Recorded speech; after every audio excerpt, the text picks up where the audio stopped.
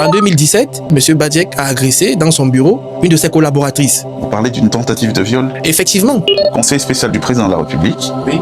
et le secrétaire général de la présidence de la République du Cameroun auraient un pacte secret de non-agression? Oui. Et pourquoi ce n'est pas su? Pourquoi personne ne sait ça? Cet officier général, M. Palmer, c'est un bandit. Et je suis venu lui dire cela en uniforme. Vous voyez, je suis habillé en uniforme aujourd'hui. Pour lui dire que, bon général, ce dernier, soit m'a mis couché avec les épouses de hauts responsables de la République pour tenir les époux en chantage avec des vidéos de leurs ébats sexuels. Vous avez volé la mallette du président de la République et vous l'avez confiée. Mais là c'est grave. Qu'est-ce qui s'est passé? On a entendu parler de cette histoire de mallette. Vous êtes prête à témoigner au tribunal militaire en maintenant la version que vous avez évoquée sur notre plateau? Effectivement. Pour faire de lui ministre de l'économie et pour faciliter le retour de Paul Fokam Kamouni au Cameroun, le PDG d'Afriland. Pourquoi il ne peut pas revenir au Cameroun? Sa première prise de parole a suscité beaucoup de réactions. Certains l'ont soutenu, d'autres ont contesté son récit, son parcours, ses motivations, voire le moment choisi où il a décidé de s'exprimer. Le capitaine Ifoudou, l'ancien chef du bureau renseignement à l'état-major particulier du président de la République du Cameroun, est notre invité aujourd'hui. Encore. Bonjour capitaine Ifoudou. Bonjour monsieur Palmer. Alors vous avez dû constater comme nous que votre première sortie a suscité beaucoup de réactions. Sur une chaîne de télé locale au Cameroun, vous avez été en débat, très contesté. Comment vous réagissez face à tout ça? Effectivement, j'ai été un sujet à la une de certains plateaux de télévision au Cameroun. Et quelle réaction pourrais-je avoir? J'ai été surpris par le pédantisme d'un certain nombre de panélistes qui ont eu à affirmer des choses mensongères sur moi.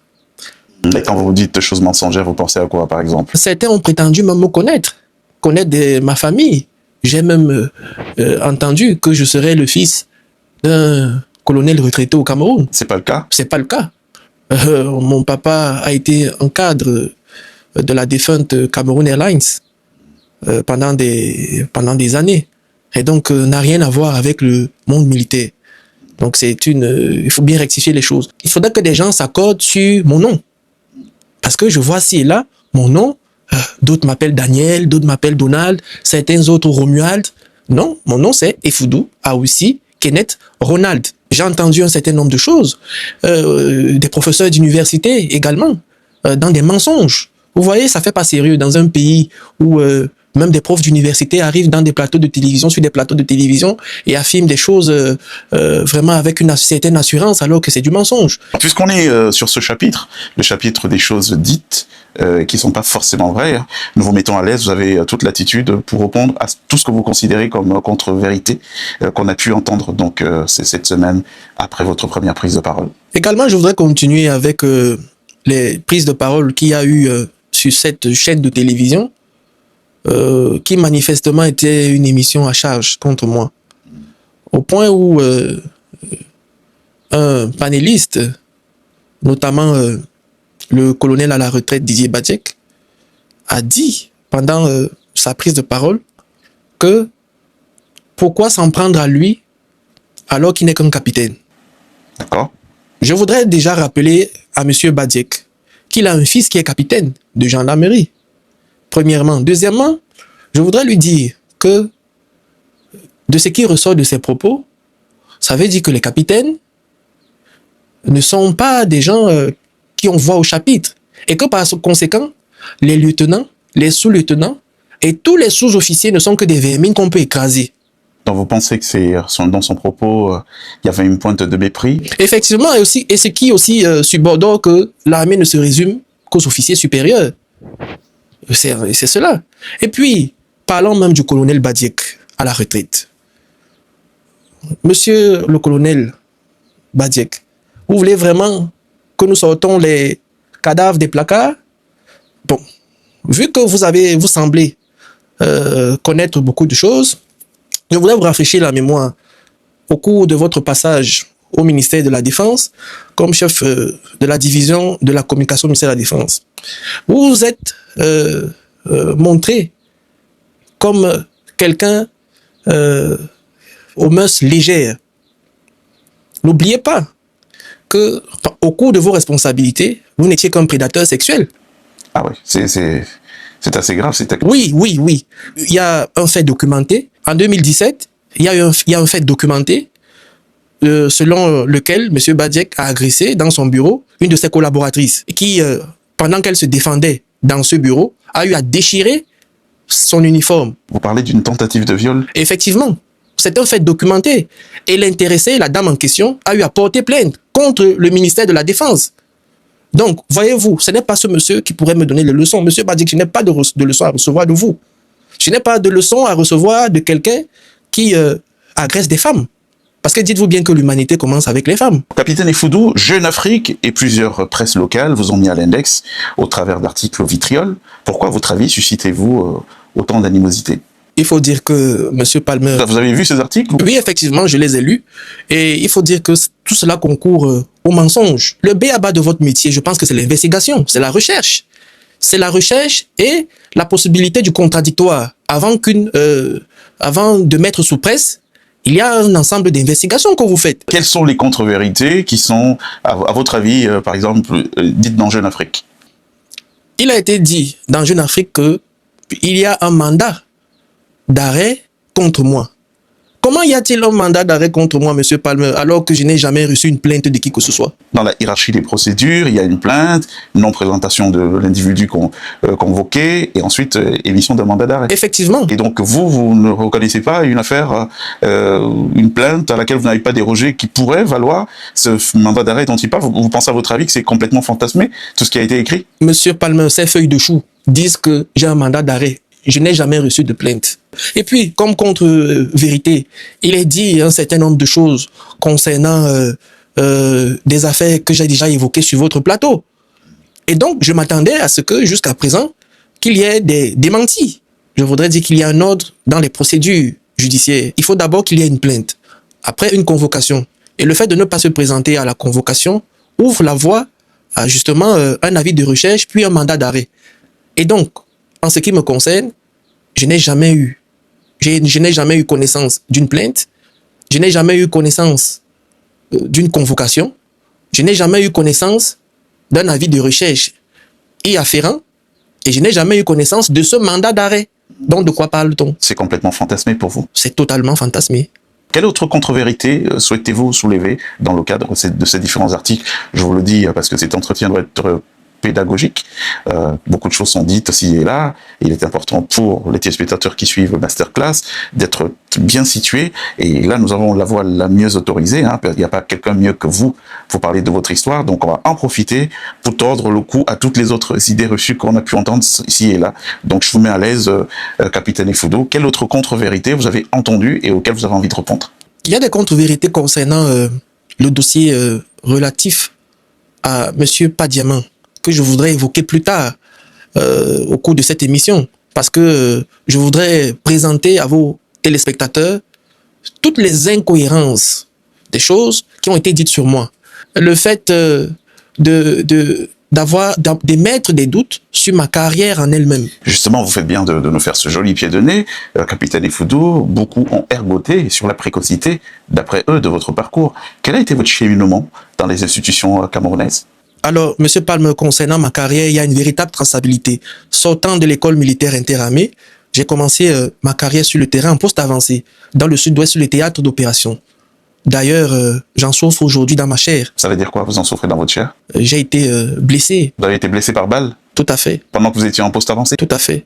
Et donc, j'ai continué ma carrière dans les services centraux de la gendarmerie, où j'ai assuré un moment, pendant à peu près 7 mois, l'intérim du service du protocole de la gendarmerie nationale. Donc vous étiez chef du protocole par intérim du secrétaire d'État à la Défense? Effectivement. Par la suite, j'ai occupé les fonctions de chef du bureau des moyens généraux au secrétariat d'État, toujours en charge de la gendarmerie. C'est quoi cette responsabilité? Ça obéit à quelle jurisdiction? Vous faisiez quoi? Si j'étais spécialement chargé de l'approvisionnement des produits pétroliers de la gendarmerie, je m'assurais de ce que toutes les unités territoriales de la gendarmerie nationale sur l'ensemble du territoire national soient dotées en produits pétroliers. Et dites-vous bien que cette structure dont j'avais la charge avait un budget dans l'ordre du milliard. Et lorsque je quitte cette fonction, Je ne suis attribué d'aucune faute de gestion. Et donc, j'ai été donc détaché à la présidence de la République auprès du chef de l'État comme le chef du bureau des renseignements de l'état-major particulier, qui est une structure, c'est-à-dire les Camerounais, j'écoute, ça et là, ils savent pas très bien quelle est la portée de ce poste de responsabilité, qui est le ventre mou, qui est le véritable ventre du président de la République. C'est une structure très particulière, donc il y a comme une rencontre de plusieurs services de l'État dans cette structure-là. Donc c'est une structure vraiment particulière et j'ai eu l'honneur de servir dans cette structure sans problème. Voilà, on a bien compris qu'il y a une vraie traçabilité autour de votre parcours. Il y a autre chose qu'on a entendu dire. On a entendu dire que vous étiez quelqu'un de manipulé, d'instrumentalisé. Qu'est-ce que vous avez envie de répondre à tous ceux qui portent ce discours aujourd'hui? Vous voyez, Monsieur Palmer, c'est le résultat de l'arrogance et de la condescendance de certains aînés. Parce que, dites-vous bien que c'est comme ça qu'on a toujours considéré les jeunes au Cameroun. Lorsqu'un jeune va se lever pour faire telle ou telle chose, on va dire que c'est un jeune qui est manipulé, c'est un jeune qui est instrumentalisé. Non. En ce qui me concerne, j'ai 35 ans révolus. Et vous voyez mon parcours. Vous voyez les postes de responsabilité que j'ai occupés. Pensez-vous, Monsieur Palmer, que je peux être instrumentalisé ou manipulé? Je dis non. Je ne suis pas manipulé, je ne suis pas manipulable. Et je vais vous dire, pour ceux qui me connaissent très bien, qu'il n'existe pas un homme qui pourrait se placer devant moi et me dire « Effoudou, faites ça ou ne faites pas ça ». Non, ça n'existe pas. J'ai toujours été, même au sein de ma corporation, au sein des forces de défense, j'ai toujours été quelqu'un d'indépendant intellectuellement. J'ai toujours été quelqu'un d'indépendant dans la façon de gérer mes activités. Non, c'est pas vrai. Je ne suis instrumentalisé par personne. Je ne suis manipulé par personne. Justement, on va arriver au fondement existentiel de votre combat pour savoir quelle est la nature de votre combat. Vous savez, en pédagogie, on dit que la répétition est la mère de la sagesse, donc on va pas se gêner. Vous pouvez le redire pour les téléspectateurs qui entendent. Je vous rappelle que vous êtes sur Masterclass. Notre invité aujourd'hui est le capitaine Effoudou, ex-chef du renseignement à l'état-major particulier du président Biya, qui est l'objet d'une série d'interviews depuis un certain temps qui suscite beaucoup d'intérêt dans l'auditoire, dans l'opinion. Merci pour les nombreuses réactions positives comme négatives et participe au débat démocratique. Alors on revient sur la question que vous évoquiez tout à l'heure, sur le fondement existentiel de votre démarche, capitaine Effoudou. Beaucoup de gens ne comprennent pas la motivation. Qu'est-ce que vous poursuivez, vous, concrètement? Monsieur Palmer, je l'ai dit et je le répète. Aujourd'hui, je suis là pour la restauration de mon honneur et de ma dignité. Mais pas seulement l'honneur et la dignité des Foudou. L'honneur et la dignité de toutes ces personnes-là qui se sont vues brisées, qui ont vu leur carrière brisée, qui ont vu leur vie brisée. Des personnes, pour d'autres, qui ont vu leur vie arrachée. C'est cela mon combat aujourd'hui. Mon combat aujourd'hui est de révéler tout ce qui est caché. D'ailleurs, en ce qui concerne l'honneur, j'ai entendu ci et là que oui, je fais référence à ces experts des plateaux de télévision, que c'est, même après la carrière d'officier, c'est l'honneur et la fidélité. Mais Monsieur Palmer, nous, on nous a appris que c'était honneur et fidélité à la République, à l'État, aux institutions. On ne nous a pas appris que c'était honneur et fidélité aux crapules et aux bandits. Non, ce n'est pas de ça dont il est question. Donc, ne comptez pas sur moi de dire honneur et fidélité aux bandits ou aux crapules. Alors, quand vous dites bandits, crapules, vous pensez à qui? Je pense à tous ceux dont j'ai commencé à exposer leur basse manœuvre contre l'État du Cameroun et contre les Camerounais. Et au cours de cette émission, je vous en donnerai d'autres. Alors, vous avez suscité beaucoup d'attention cette semaine, en dehors de la presse qui a parlé de vous, et de beaucoup de gens certainement qui rêvent de vous offrir des pétales d'orchidée. Il y a une organisation un peu curieuse qui s'est auto-saisie de votre interview pour intenter une action en vous incriminant notamment. Vous en avez entendu parler? Effectivement, Monsieur Palmer, il m'a été donné de constater qu'il y a une association nébuleuse chargé d'être des experts criminels, quelque chose dans ce genre, qui a pondu un communiqué faisant état de ce que j'ai porté des graves accusations contre certaines personnalités de la République. Donc ils sont autosaisis au titre républicain, mais vous venez d'utiliser une expression, c'est nébuleuse. Vous faites référence à quoi quand vous accolez cet adjectif, ou plutôt ce qualificatif à cette organisation? Avant de répondre à votre question, je voudrais demander, est-ce que cette association est un démembrement de l'ordre des avocats au Cameroun? Ils prétendent être des experts criminels, mais à quel titre prétendent-ils s'auto-saisir de dénonciation? Moi, je ne comprends rien du tout. À ce que je sache, cette association-là n'est pas un démembrement de l'ordre des avocats au Cameroun. Et pour répondre à votre question, je vais vous dire qui sont ces gens. Ah, vous les connaissez? Bien sûr. Le signataire de cette correspondance qui a fait les choux gras dans la presse et dans les réseaux sociaux, ce Thierry Atangana, c'est une petite main intime de l'amiral Joseph Fouda. Et moi, sur votre plateau, j'ai fait des dénonciations concernant M. Ngongo Ferdinand. À quel titre M. Thierry Atangana vient intervenir au compte de l'amiral Joseph Fouda? On est fondé de se poser ces questions. Peut-être que vous avez des débuts de solutions, des réponses. J'ai de grandes réponses au cours de votre émission. Ah ben, on est tout de on vous écoute. Alors, il faudrait que les téléspectateurs sachent que M. Fouda Joseph, conseiller spécial du président de la République, et M. Ferdinand Ngongo ont un pacte de non-agression. Le conseiller spécial du président de la République, oui, et le secrétaire général de la présidence de la République du Cameroun auraient un pacte secret de non-agression? Oui. Et pourquoi ce n'est pas su? Pourquoi personne ne sait ça? Mais parce que c'est secret. Et je suis là pour révéler des choses secrètes. Bon, alors quel contenu on met dans ce pacte de non-agression? Ça veut dire quoi? Ils doivent se couvrir Effectivement, tout ce que M. Ngongo fait reçoit l'onction du conseiller spécial du président de la République et vice-versa. C'est de ça dont il est question. Et donc, revenant sur ce Thierry Atangana, Monsieur Palmer, je suis sur votre émission aujourd'hui pour dévoiler aux Camerounais ainsi qu'aux citoyens du monde entier qui est l'amiral Fouda Joseph.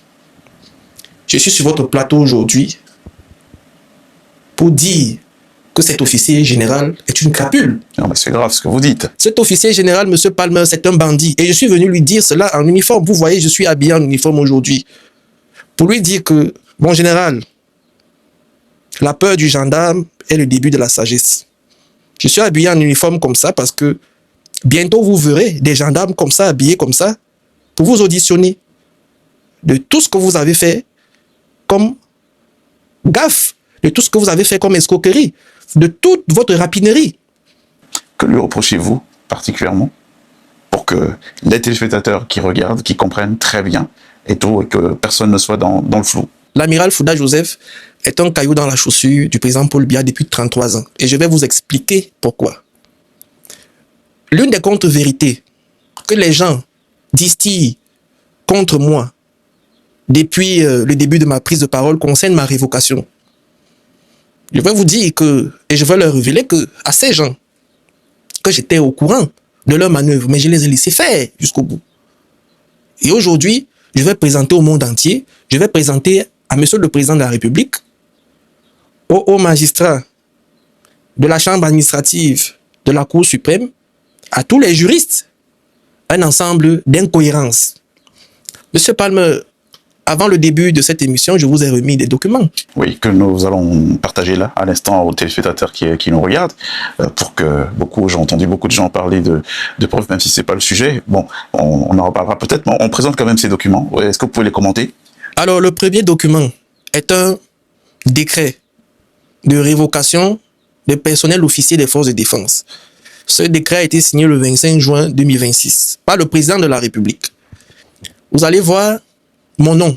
Ce nom-là qui apparaît dans ce décret n'est pas le mien.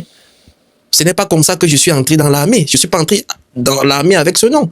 Je m'appelle bien Efoudou Awussi avec Y, Kenneth Ronald. Première observation. La deuxième observation se tient sur la date de révocation. Lisez bien attentivement. La date de révocation, c'est le 13 mars 2024. Oh. Très bien. Nous allons prendre le deuxième document, qui est un arrêté présidentiel signé par le président Paul Biya lui-même. Donc, deuxième document signé par le président Paul Biya, oui, après votre révocation le 13 mars 2024. Il y a cet arrêté présidentiel-là, que vous voyez, portant nomination de responsable au ministère de la Défense. Quand vous regardez à l'intérieur de cet arrêté présidentiel, vous voyez que je suis nommé chef de service enquête et emploi et structure à la 3e région de gendarmerie le 13 mars 2024. Dites-moi, monsieur Palmer. Je suis révoqué au même moment le 13 mars 2024 et je suis encore au même moment nommé le même 13 mars 2024.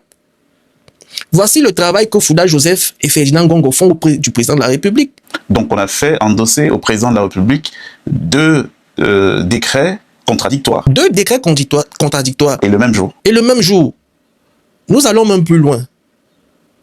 En novembre 2024, voici le document d'un avis de recherche. Alors, qui recherchait-on? Un révoqué, un nommé? Je ne comprends pas. On recherchait qui? Revenons sur le motif de la révocation. Acceptons même ça. Qu'est-ce qui est dit? C'est lié à une absence injustifiée pendant une longue période. Ah d'accord, parce que on entend plutôt dire que vous avez été révoqué pour indélicatesse, pour acte délictueux, donc c'est le motif. Mais vous voyez même que les gens n'arrivent même plus à lire. À lire simplement. Bon, et donc... Donc le motif de la révocation officielle, c'est absence... injustifiée. Et je vous ai expliqué pourquoi je suis parti. C'était pour préserver ma vie. J'ai reçu des informations venant de responsables de sécurité qui m'ont fait savoir un certain nombre de choses sur ma vie. Et donc, je ne pouvais pas décider délibérément d'aller à Garoua alors que j'allais me faire assassiner. Donc, vous voyez, pendant de longues années, le chef de l'État, chef des forces armées, s'est fait tromper comme ça par l'amiral Joseph Fouda, qui est un général bandit. C'est un général, je vous dis que c'est un général bandit. Et je vais, au cours de votre émission, lui rafraîchir la mémoire de toutes ces escroqueries vis-à-vis des citoyens camerounais, des personnalités civiles et militaires. Alors, vous savez, j'ai pas envie de vous interrompre parce que c'est pas le genre de l'émission. Masterclass, c'est une émission de mémoire de personnalité avec un parcours qui est susceptible d'être partagé aux générations d'après pour susciter d'abord une compréhension du passé afin de bien aborder le présent et surtout envisager l'avenir. Donc là, vous fondez les accusations sur ce fait précis ou vous avez d'autres accusations qui justifient que vous le qualifiez, ce général de bandit et tout ce que vous avez dit précédemment. Qu'est-ce que vous avez d'autre qui puisse étayer la dureté, si on peut le dire, entre guillemets, de votre jugement? Mais monsieur Palmer, laissez-moi lire. Je suis venu avec mon bloc-notes. Laissez-moi lire. Et le monde entier va écouter. Allez-y. Merci, merci monsieur Palmer. Merci.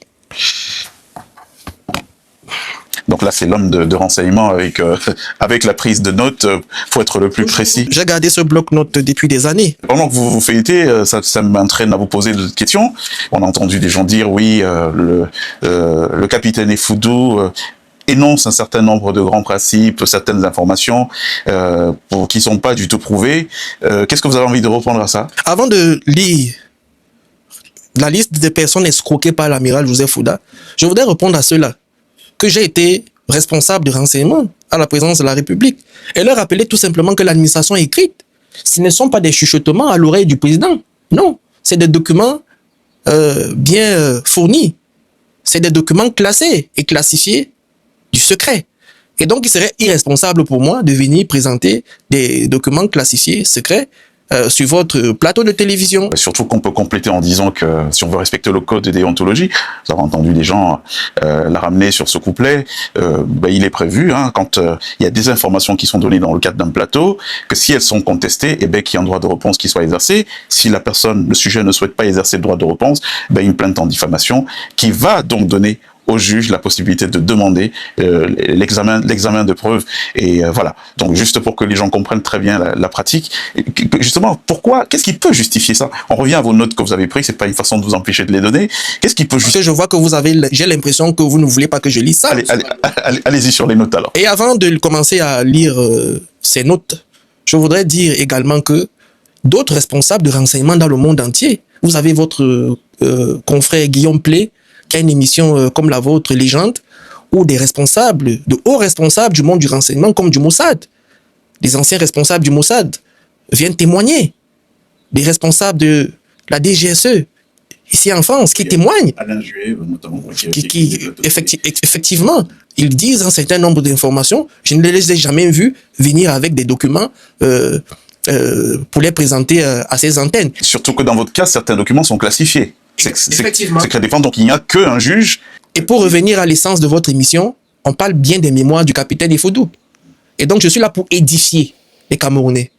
Je suis là pour édifier et pour révéler des choses secrètes, de crapules. Voilà. Donc, permettez-moi, est-ce que vous me permettez? Je vous mets à l'aise, capitaine Effoudou. Ça fait une semaine à peu près, que je suis sur votre plateau. J'attends des démentis.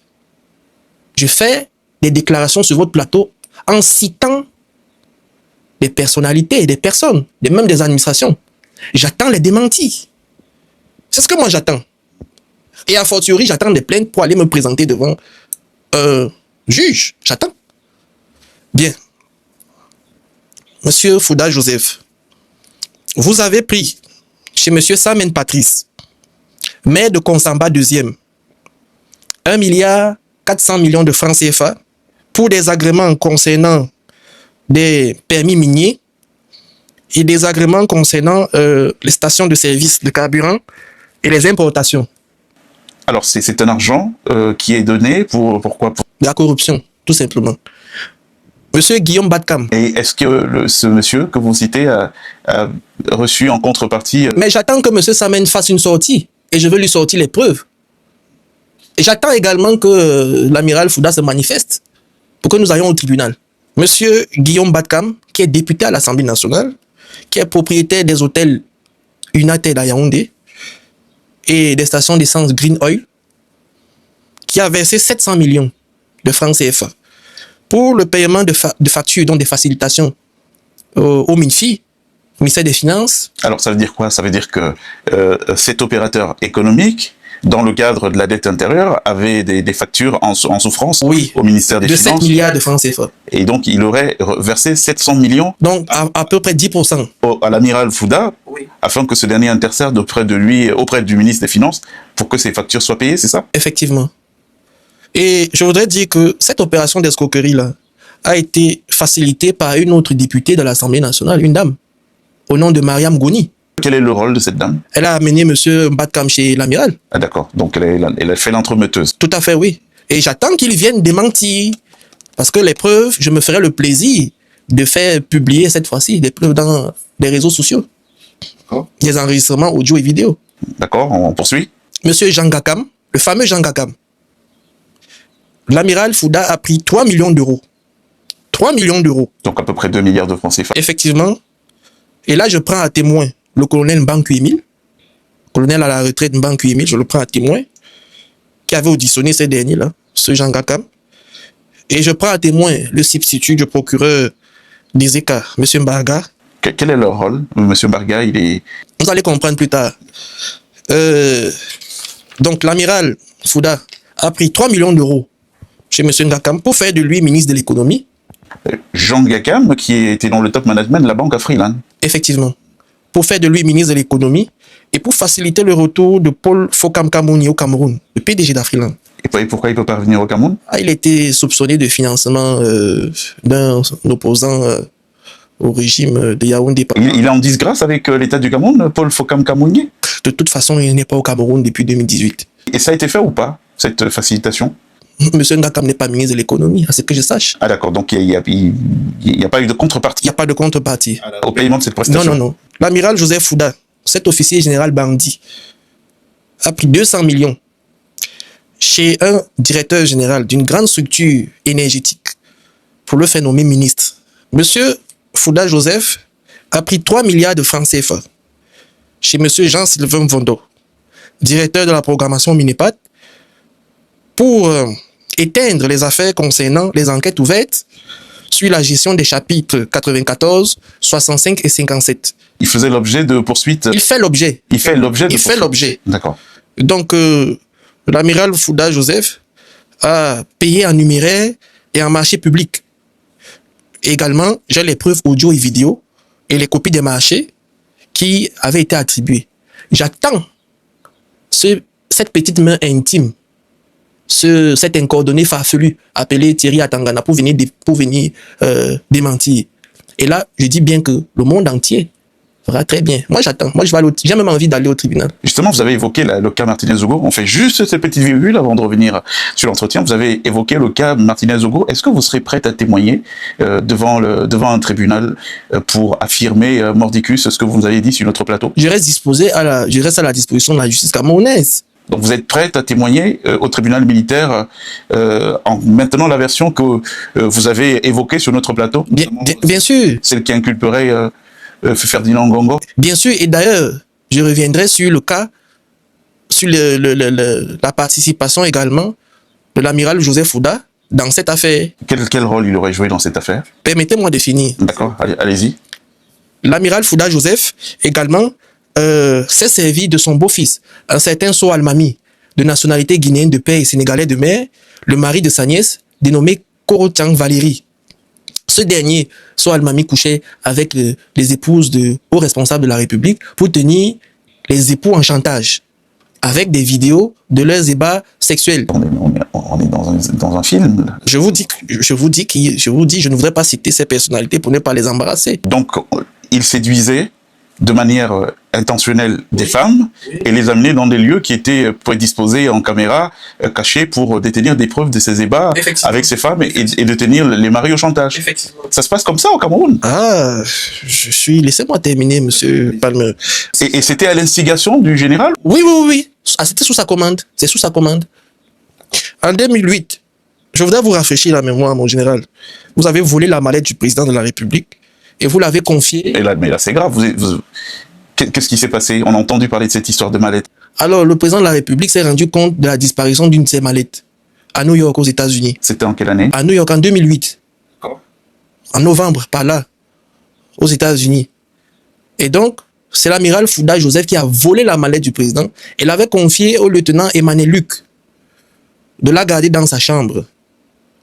À lui. Voilà ce qui s'est passé. Et donc, quand on se met à la recherche de cette mallette se retrouve naturellement dans la chambre de cet officier. Voilà ce qui s'est passé. Donc, je tiens à rétablir la mémoire de cet officier qui en est mort, qui a été accusé injustement, alors que le véritable voleur se retrouve encore avec le chef de l'État. Alors, refaites-la un peu plus lentement. En novembre 2008, à New York, le président de la République s'est rendu compte du vol d'une de ses mallettes. Et donc, il se trouve que l'amiral Fouda Joseph avait volé cette mallette-là et l'a confiée au lieutenant, à l'époque, le feu lieutenant Luc Emané. Et donc, quand on se met à la recherche de cette mallette-là, elle se retrouve naturellement dans la chambre de ce dernier. Qui obéissait à un ordre? C'est un ordre parce que l'amiral a demandé... À l'époque, il était capitaine de vaisseau. Il était colonel. Voilà. Donc, je tiens à rétablir la mémoire de cette... Donc, c'est l'adjudant, Emané, le lieutenant? Le lieutenant Emané a été accusé injustement. Accusé injustement d'avoir volé la mallette du président de la République. Et quel a été son sort, le sort qu'on lui a réservé? Ah, il a été détenu à un moment à la présidence de la République, après à la division de la sécurité militaire. Après, il allait même en prison. Il en est ressorti un peu d'aimant et après, il est décédé. Donc, la famille, ce que vous révélez là, sa famille ne le sait pas? Non. Non, du tout. D'accord, je vous laisse poursuivre. Vous avez accusé, mon général, le chef de bataillon Noah Beme. Qui est Noah Beme? C'est un officier qui exerçait comme aide de camp du président de la République. Et donc, en 2018, il avait été accusé d'avoir fait fuiter les informations concernant le remaniement ministériel du 2 mars 2018. Or, c'est l'amiral Fouda qui vendait ces informations, qui avait vendu ces informations-là. Attendez, expliquez-nous très bien. Donc, il y a un remaniement qui est prévu en 2018 et il y a une fuite des noms de ministres qui bougent ou qui rentrent dans le gouvernement et c'est mis donc à l'actif de M. Beyene? Du commandant Noah Beme. C'est l'amiral Fouda Joseph. Qui vendait ces informations à des personnalités? Oui. D'accord, je vous laisse poursuivre. Vous avez pris près de 600 millions de francs CFA, plus un véhicule Prado, 0 km, au colonel à la retraite Fouda Jean-Jacques, pour la nomination au grade de général de brigade. J'ai la carte grise de ce véhicule. Et ça a été fait, cette nomination? Non. Et pourquoi tous ces gens ne se sont pas plaints? Parce qu'ils ont peur, c'est la peur. Qu'est-ce que vous voulez qu'ils fassent? C'est la peur. D'accord. Et donc, le même Fouda Joseph a failli créer un incident diplomatique avec la République du Tchad concernant un homme d'affaires qui a été spolié par lui jusqu'à la lie. Hein. Et c'est qui cet homme d'affaires? Il s'appelle Khalifa Abdallah. C'était pour l'obtention de marchés publics dans le domaine des infrastructures routières. Il n'a jamais eu de marché. Et combien il a payé? 6 milliards de francs CFA. Cet argent parvenait comment? En liquide. Il fonctionne ainsi. Je demande au président de la République, très respectueusement, d'envoyer une commission d'enquête au Sénégal.